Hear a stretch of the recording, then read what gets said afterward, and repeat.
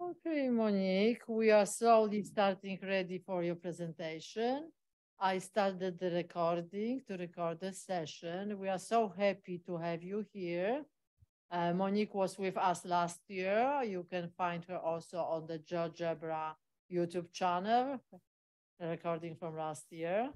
And she will be talking about customizing map, open educational resources. Very, very, very important thing. We have a little bit a glimpse of that when we have our Austrian friends talking during her in live presentation, but now it's a whole session which will be focused on that. Thank you, Monique, for being with us. We are so happy, and this is the stage is all yours. Mm-hmm. Thanks, Kasia. I am very happy to be here. I am on the GeoGebra team, as my official title is lead instructional designer. But my name is Monique, and I am actually calling in from California. So the conference started at about 5:30 a.m. for me, but this event is always exciting for me.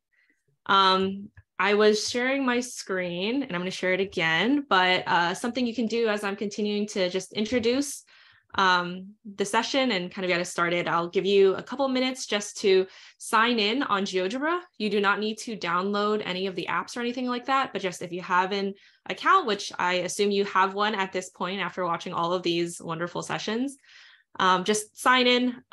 It will help if you would like to follow along and follow where I'm clicking on the web page, or it will help when there is an interactive portion of this session as well.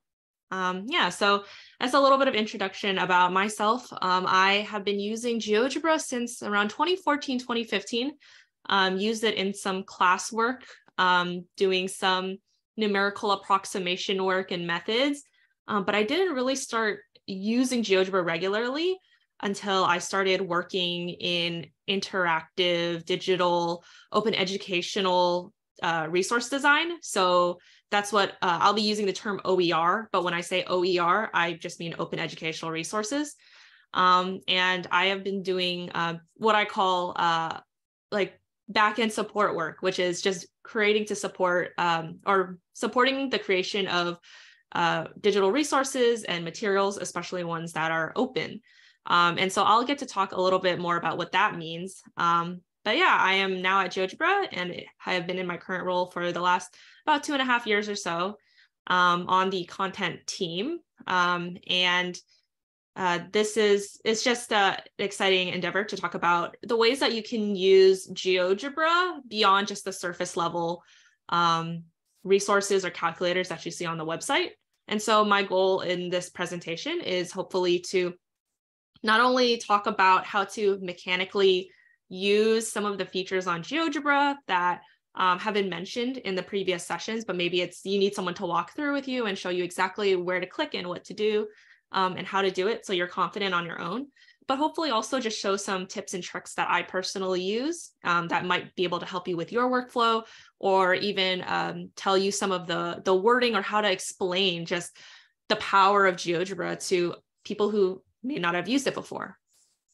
All right, so just an overview of GeoGebra. Generally, when in our presentations, we talk about how we have 3 main components. One is the calculators. So you probably are familiar if you've been watching this conference, or you've been participating in this conference. Start off as calculators, like really nice graphing calculators that have gone above and beyond being able to use in the browser, through apps, on mobile, and with different exam mode features and 3D graphing capabilities, things like that. Another is the resources. So using the powerful engine of the calculator, you can actually create really cool interactive resources and activities. It's ones that you've seen in the sessions prior. And what we will mainly be talking about today. So that is mainly what we will be talking about, and how to, and because these resources are built using this calculator that is free and everyone has access to, you can even alter and create these resources yourself. And then the last component of GeoGebra, which is on the newer side, is our sharing feature. So this is GeoGebra Classroom, which I will introduce a little bit of in a bit. But it's how we can share the resources that we make or the activities that are built off the power of the calculators. And so the first thing I did want to talk about, though, is something that really we should be on the same page about as I kind of continue forward, before even talking about resources and the ones that you might want to look for in your classroom use or anything like that. Technology is very powerful. It can be. But I think we all know, and through the pandemic, can testify to how important it is to use technology intentionally. And so in the same way that, yeah, we have things like smartphones now, which can do a lot of great things, it can also sometimes be a hindrance. And so the example that I've been using recently is the example of just a well-drafted email, because I think everyone kind of understands an email compared to like the traditional snail mail and writing papers and having it sent, taking days to send, and it having, the possibility of it being like getting wet and getting ruined and ink smudging and things like that, or getting sent to the wrong place. We have this really cool technology of being able to send something digitally that can be easily, forwarded, or you can easily reply to it. It sends instantly. It looks nice. It can look nice. Yeah, and it's just there is an ease of that. You don't have to have a pen on you. You just have your computer. But we've also all seen just the example of a poorly drafted email, which I think you see, what I'm talking about, just chunks of text. Maybe it's not very formatted and they did not put a paragraph on a new line, or there's fonts that are really hard to read, or just different bright colors that hurt your eyes. Yeah, we've seen emails like that. But we can't deny that an email is very useful. But if we use the email format well, then we can include diagrams, we can add headers, we can make sure our subject lines and our wording are concise and easy to read.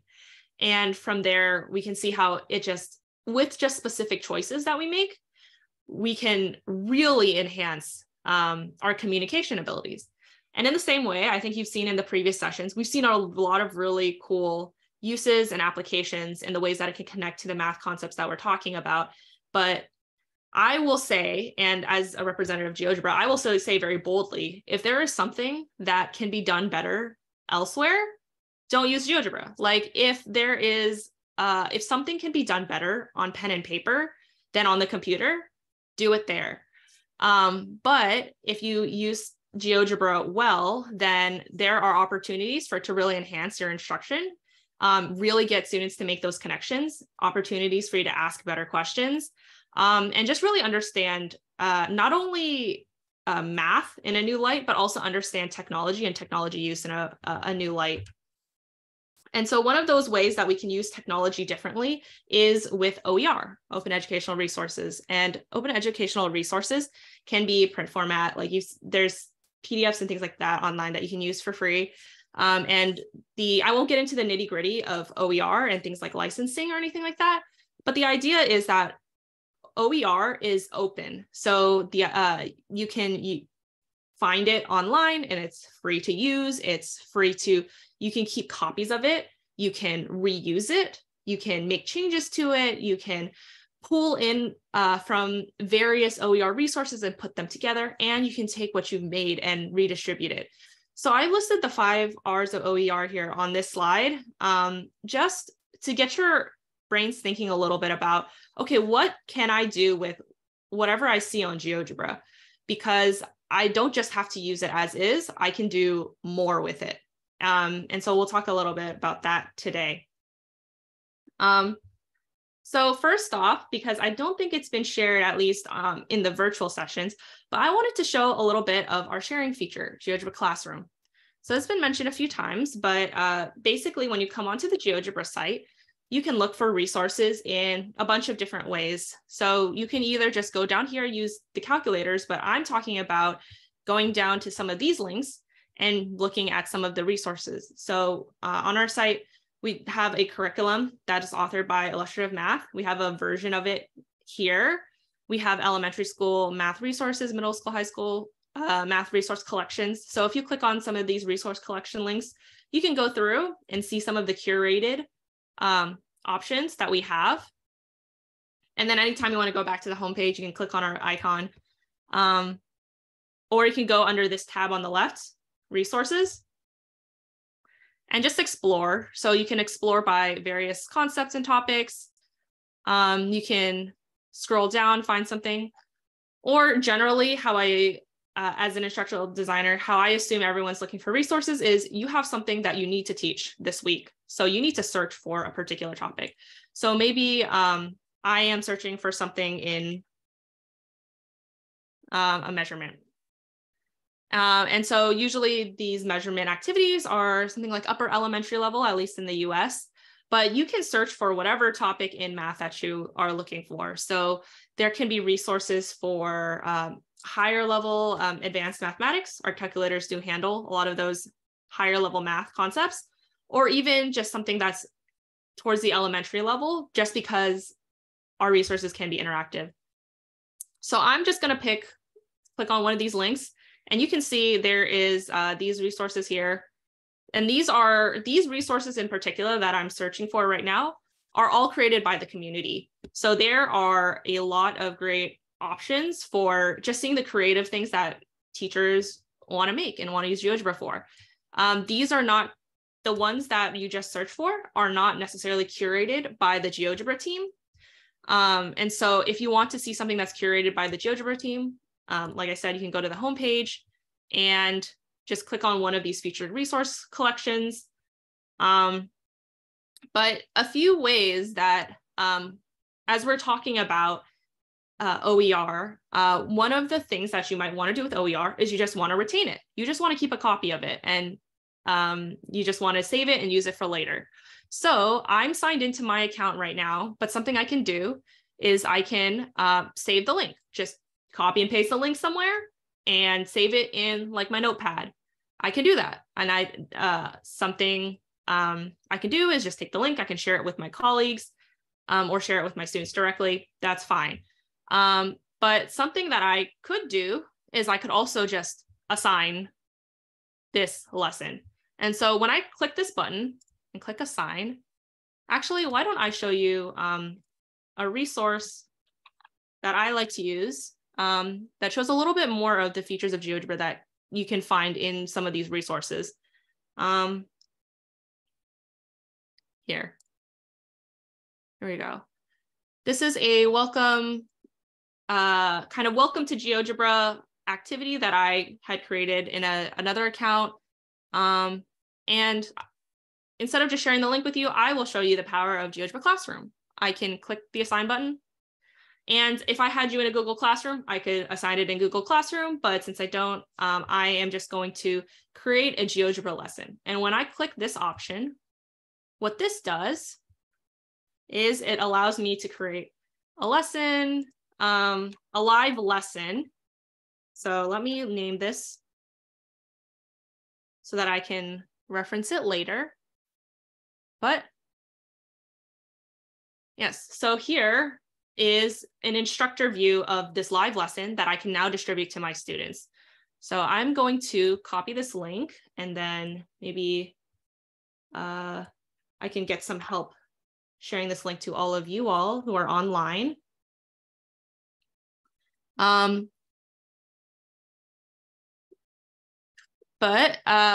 Basically, you can just click on that, the link that hopefully will get shared to everyone eventually. Or what you can do is go to geogebra.org/classroom, and there will be an option for you to input this code. So you can go to geogebra.org/classroom right now and put in the code. Thank you. And so as you can see from this page, I can see anyone who just hops into the lesson and joins. And you can go through the lesson. And from the instructor view, you can see that I can see each of the students. If I can have more view online join, thank you. Great. So I can see whether or not you've started your task. I can go into this tab here on the left. I can look at just general progress in my students. Okay, I see 2 out of 4 have worked on this task, or 3 out of 5 as it's updating in real time. 1 out of 5. Okay, I can look at that. I can look at each of the individual tasks. So I can see just a general overview of the first activity where I'm just trying to figure out, oh, how are my students feeling today? How are you all feeling today? Yeah, I can see no one has started at the one at the very end, which is expected. But as you can see with this link that's created, I can just copy and paste this into whatever LMS I'm using. If I wanted to do a one-off activity, like I just wanted my students to do just this one interactive activity on graphing linear functions, then I can just create this one and go, send the link in my Zoom chat, or just have them join on their devices with this code. And also, you don't have to have an account to join as a student. For the purposes of this conference, I'm asking that you join with your accounts. But if it was just a one-off activity, and if you're not signed in, then you can actually just input your name and join. If you are logged into your account, you have the extra benefit of it saving to your account.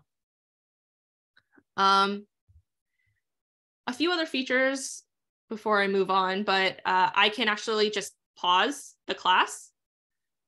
And usually if I were showing this in person, when I hit the pause button, I hear an audible "aww," and then I can make an announcement. Maybe I can clear up any sort of misunderstanding that's going on, and then I can let you keep going.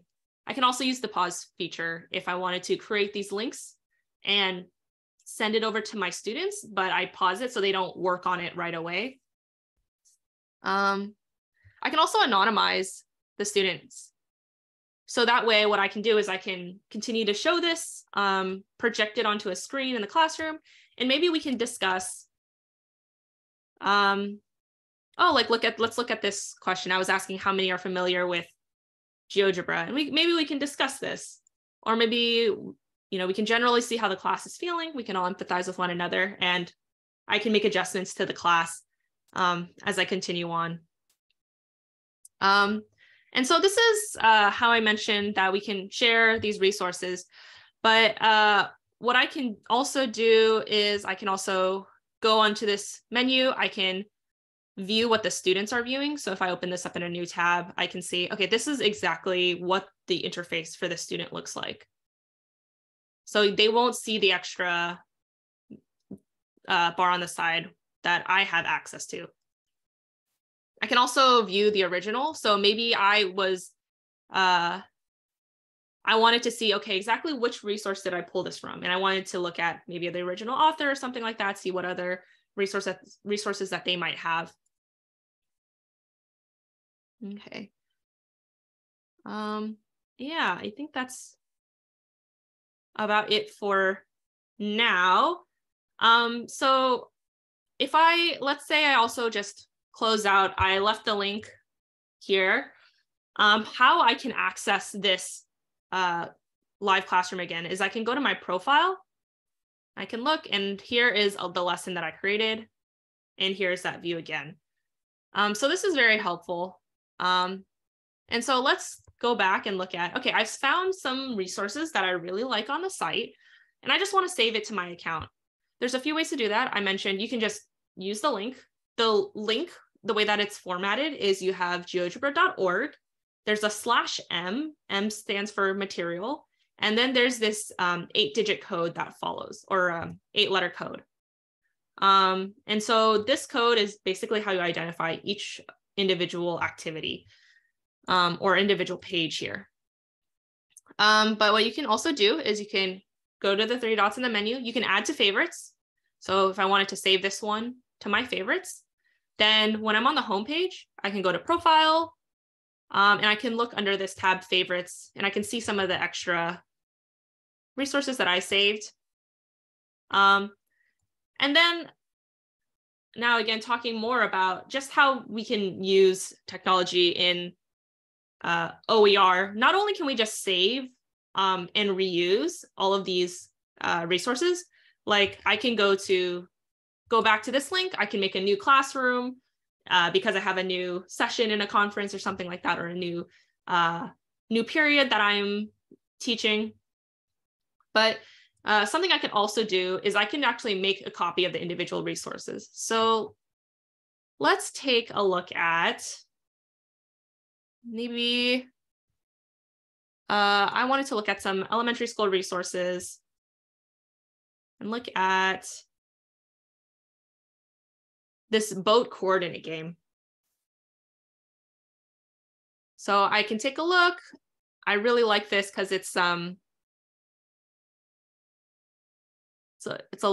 game. So maybe I just wanted to include this as a little bit of a warm up in my lesson. Something I can do is I can go to the 3 dots in the right, and I can actually copy this individual activity. So the way that the GeoGebra structure works is a collection of activities is in a book, and then each individual resource or page here is an activity. So I can actually copy this activity myself. And maybe I wanted to customize it for myself and for my own class. One of the ways I can do that is I can just go here. So I'm here in this editor mode. This is a copy, so you're not going to change the original. So if I made a copy of like Karen Camp's Pythagorean exercises, then I can just, I don't have to worry that I'm going to mess any of her original up. So maybe I'll write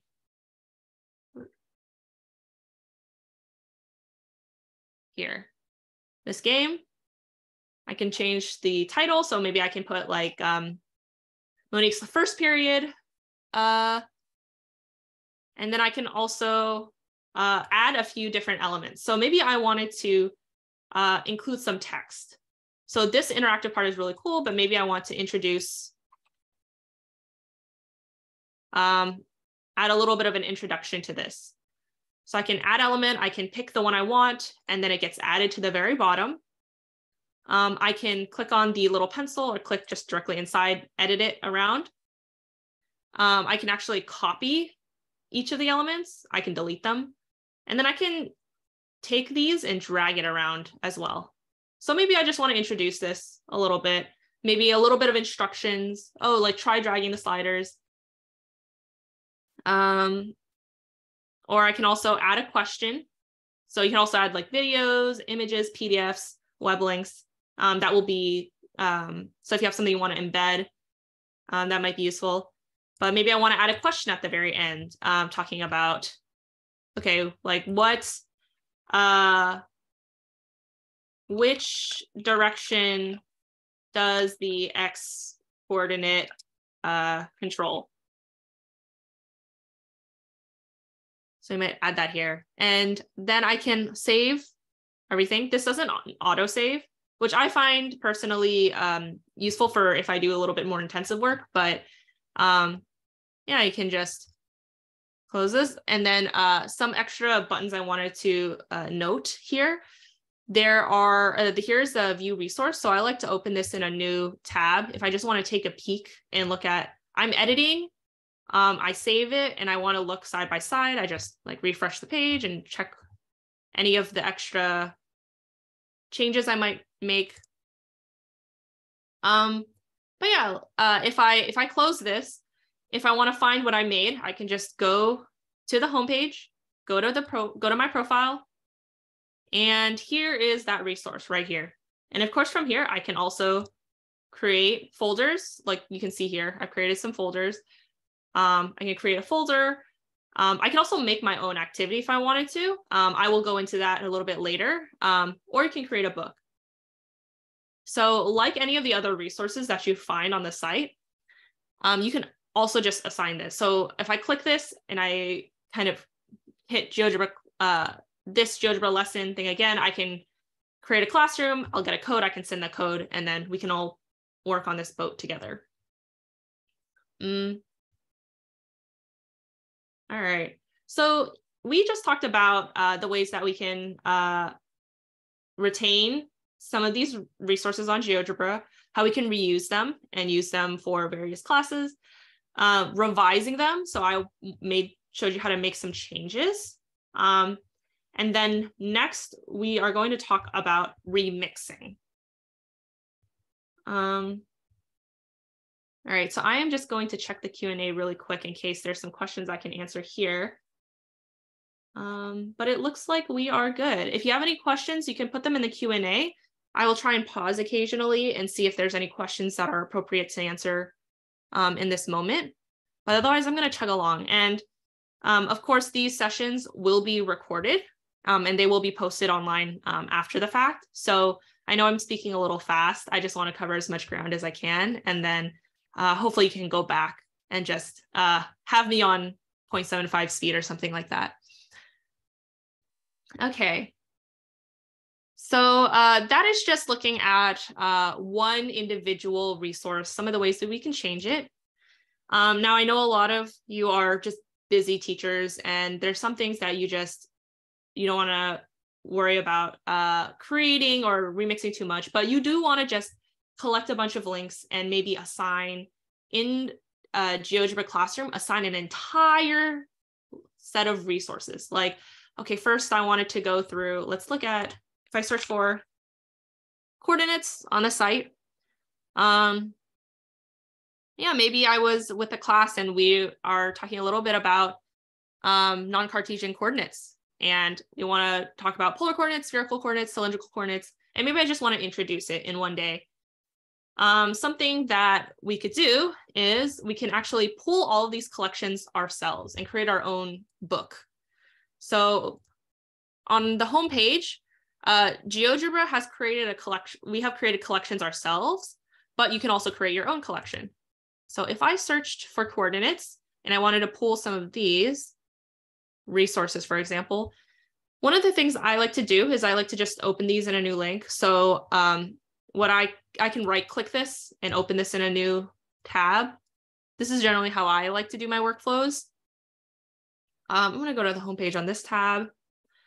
Under profile, what I can do is I can create my own book. So for me personally, the way that my workflows generally work is I work in my profile a lot. So I can click on book. I can create a book.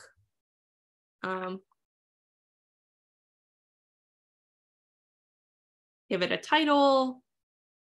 And then most of the permissions are automatically, these are usually shared with link.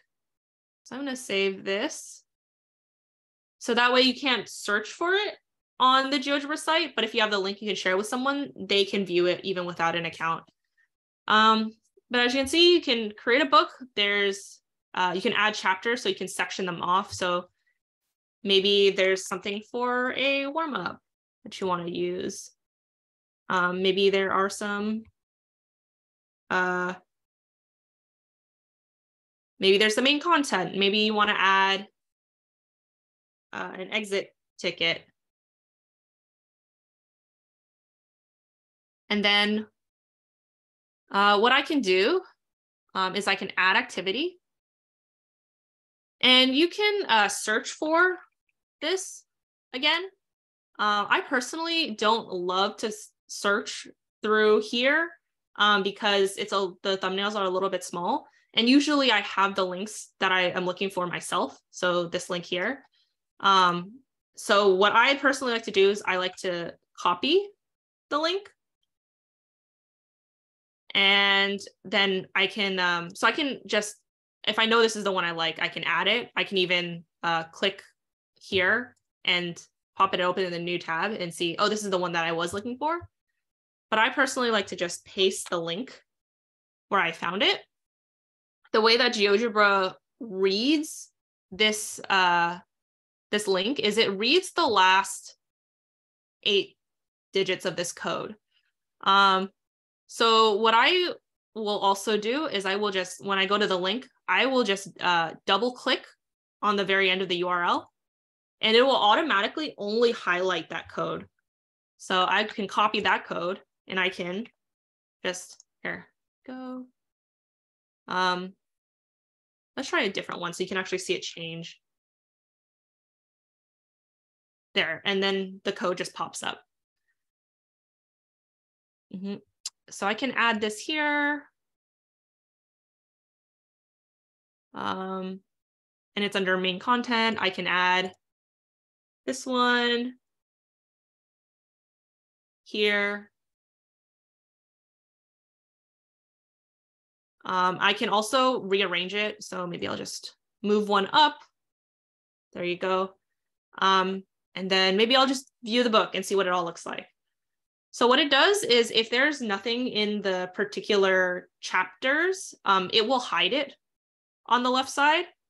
So that way you don't see, oh, I had like a warm up ready, or I had a exit ticket ready, but I'm gonna insert it later. So this is another way that you can save resources and kind of incorporate into your workflow, especially if you work in different teams or you want to use create collections of things over the course of, say, an entire year. Also, another thing that I use on my team is if we're trying to both work on, I'm with a teammate, we're trying to work on the same book together and really pull together resources together. One thing you can do is have a shared account. So maybe there's one particular account that you use for your team or your department. But another thing you can do is if you have your own separate GeoGebra accounts, you can go to the menu in the top right, and you can go to details. So whether it's a book, whether it's activity, you can go to details. You can look at a bunch of the details here. And I like to go to access settings. You can see it's shared with the link right now. There's the viewing link. But I can actually just add users here. So maybe there's one particular person I want to add. Or what I can do is check this. And this is an editing link so that your colleague can also just, you copy this link, you paste it and you send it to them and they can work on it. Then when you're done, you have some demonstration to do or something like that, you can uncheck. And then that way only you can edit this again. So just a few little helpful tips in case you wanted to just use GeoGebra a little bit more intensely. Okay.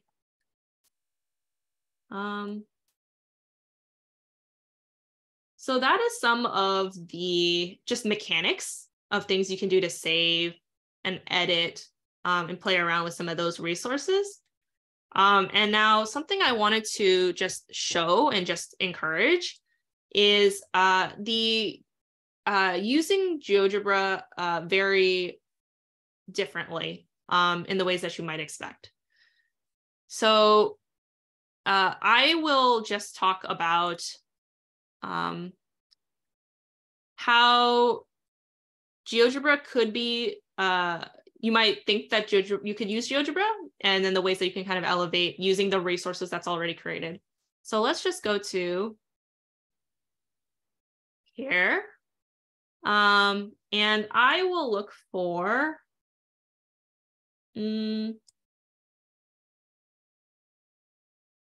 let's see. Something I can do is maybe, here's an example of, I saw a PDF online and I'm, let's, for example, say that I am working with an elementary class right now. And I might go to GeoGebra notes and let me back up a little bit. Let's say I'm on the homepage of GeoGebra. One of the things I can do is I can access notes, which is basically a whiteboard where you can place a lot of things. You can actually save these and embed them into activities. But for now, I'll just show, I might have seen a PDF of something I was working on with, I was going to use for skip counting. So let me find here. So here's an example of a worksheet for a number chart. It's just like a hundreds grid. And then something I can do is I can save this. I can share it with my students. I can have them just use the little, the pen tool and fill it out like this. I can do something like that. But this worksheet has like a one-time use. There is, it's a little bit of a hassle to get them to draw on it digitally. My preference for something like this is just to print it out, but that can get difficult if you have to distribute this online. Printing paper costs a lot of money these days. So something that I would actually encourage you to do is, if you go to GeoGebra, you go search for a hundreds grid. And then you'll see some resources for just hundreds grids that you can use. So maybe like, well, let's do this one. So here's something that Habegger made. And sometimes you can just share this link or share this with GeoGebra Classroom and just say, don't give too many instructions. And just, if the students ask, what do I do? And then you can say, what can you do with this? Like, what can you interact with? How can you make this change? So maybe they'll click on a button and they'll see some directions pop up, a little bit hidden. Maybe they'll try and click on the squares and they'll notice that they change colors. Maybe they try and they notice that you can input something in these input boxes. So do that.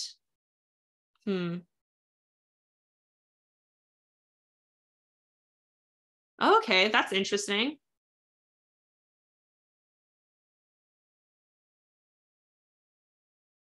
Okay, that resets that.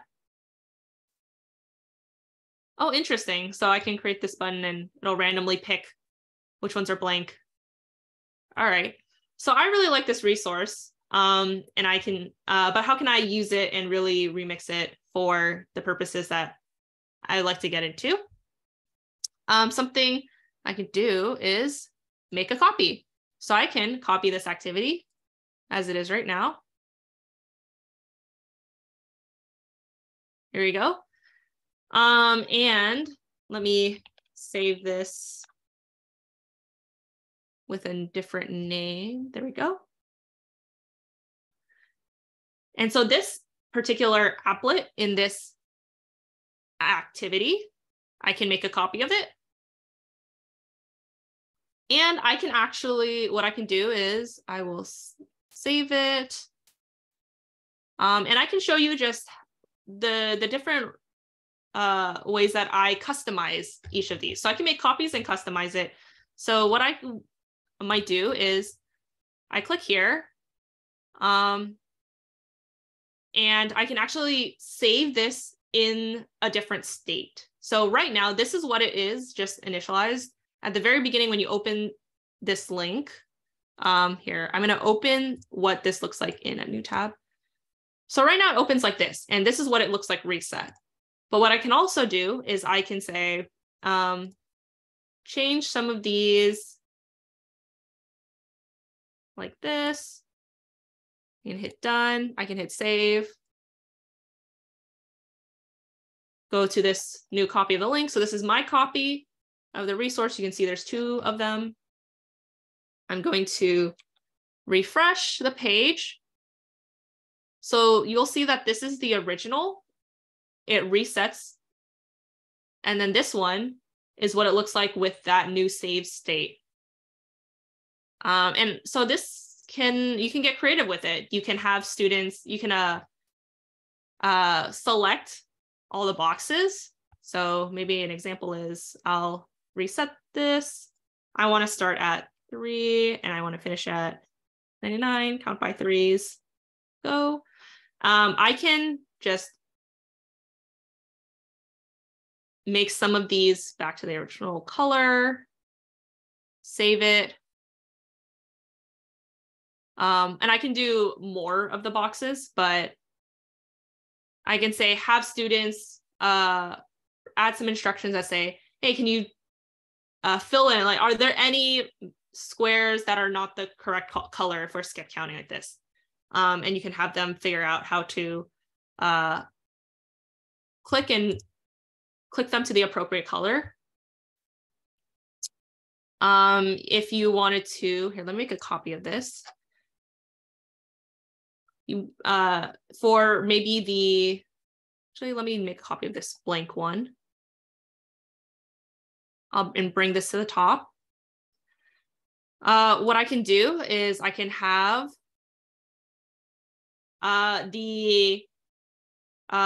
oh, sorry, I did not show how I did that. So I clicked on the applet. So it looked like this. I clicked on it. And what I can do is I can go to this button, Edit Applet. And if you are an avid user of GeoGebra and you really know how to use GeoGebra Classic and create your own resources, you'll be very familiar with this. But if you're not, do not be alarmed. You can click on Edit Applet and you'll see a bunch of tools at the top and a bunch of menus. You do not need to know everything about GeoGebra in order to start customizing this a little bit more. The ways that I recommend people just get started into customizing a little bit each of the individual applets is just hiding elements. So for example, here's the directions button. Maybe I want to have the students explore what these buttons and these input boxes and these squares do by themselves. So I might right click here on the button and this menu pops up. I'm going to uncheck show object. There we go. And then I might save this as is. And I might save it like that. They're refreshed. There we go. Something I also wanted to show is I can assign this to you. Let's see.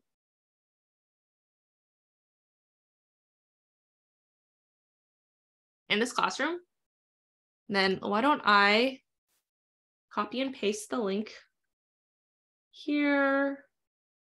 And then hopefully someone can share that with the general public. But you can also just go to geogebra.org/classroom and type in this code. But what you will see is I'm going to open a student's view of this. So if the student joins the classroom right now, they'll see 1, 2, 3 tasks. First one doesn't have the directions. What I can also do is maybe I add a question. So underneath everything, I'm going to add a question, even after I've distributed it, and say, how can I, what?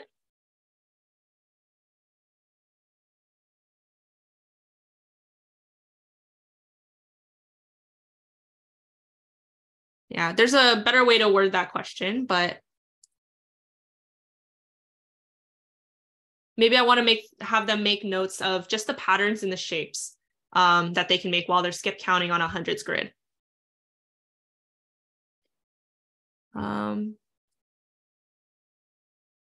So right now I can ask my students, oh, just refresh your page. And then as I scroll down, oh, did I save this? Oh, there it goes. There it pops up. After students refresh the page, they'll be able to see, oh, I added this new question. So I like to show this feature that you can even make changes as the students are in your classroom and you've made a classroom out of your activity. So if you wanted to add an extra question at the end, like say, this is your exit ticket, that works great. Okay. And so this was me showing how you can take something, you can revise it and you can remix it and you can distribute it using GeoGebra Classroom.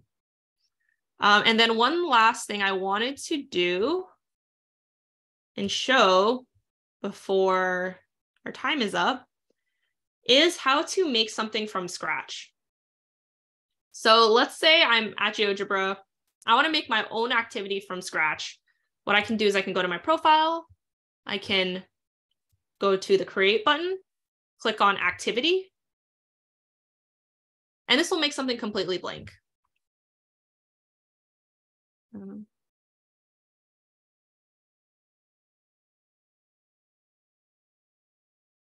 So here is my activity from scratch. And so I can start, of course, inserting text or questions. And so I like to have a question at the beginning of the class, just as a starter. So what did you eat for breakfast? Just to kind of warm everyone up, beginning of the class time.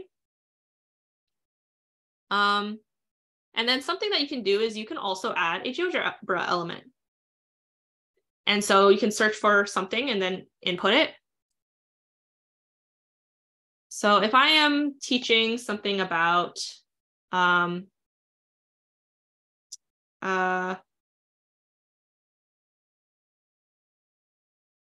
integers, maybe I see this with the sliders. I like this. So I'm just going to copy. I can copy the link. I can double click the code at the end. I can paste this in. I can also go to here. Here is, oh, look, this is like, this is a game.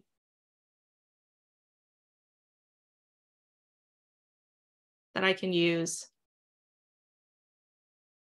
So maybe I want to make a copy of this and have it at the very end.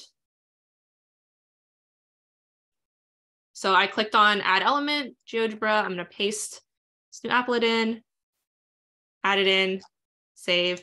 And when I save it to Classroom, when I look at the thumbnails of the scores, then we can have like a scoreboard going, and we can kind of have a competitive class game at the end of our time. Yeah. And so I saved it. I will close it. Yeah. So that's one thing that we can do as well. And then something that was mentioned earlier, I wanted to just continue to show is when Tanya and Melly were talking about the present and the future of GeoGebra, they mentioned a content project that we've been working on. So I've been working on this content project as the lead, and one of the resources that we might feature, that we are going to feature, is something like this. Just a visualization of adding or subtracting integers, positive and negative numbers, and what that could mean. And so when these features these resources get released, they will also be available to customize or even just add into books, share, and things like that. So just keep your eye out on that content. I'm very excited about it. But this is something that might go along with some of this lesson that I was building earlier today. I know that was fast and I was running out of time, but I wanted to just be available if there are any questions.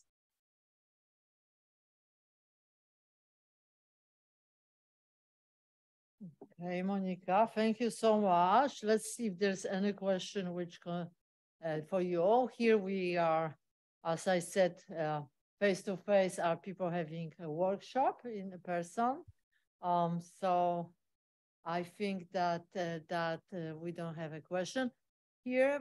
I hope you can send us some links or the link to the classroom you were sharing. Yes, so we can. Yes, I can take. So we can post it. Mm-hmm. Yes, I will take these links and I will put them in my slides as well. So it's all the links will be collected in one nice place, and I will send it over. Thank you so much. Send it to either Samantha or to me. So we will post it on our conference, GeoGebra page. Thank you so much, Monique. It is so great that you are supporting us. I am repeating that, but it feels so great that we have such a great speakers and sharing all the knowledge. So thank you so much. Are there any questions right now to Monica? I don't think so. Thank you once more. We will have a break. Thank you. Yes. By the way, if you any of you online are still looking for more help, if you had more things you wanted to learn, I recommend just going to the homepage of GeoGebra. You scroll down, there's tutorials in some of the thumbnails, but there's also a link that's a little bit hidden for Learn GeoGebra. You'll find tutorials and forums and FAQs and things like that. And then, of course, my contact information will be here. This QR code on the side is for our community program. So if you wanted updates, especially about the content project that I'm working on, or more information about things like webinars or other events that we might also have from the GeoGebra end, it's all here. Thanks so much, Kasia. Wonderful. Wonderful. Thank you so much, Monica. Thanks you. Okay, so we are stop recording now, and we will have some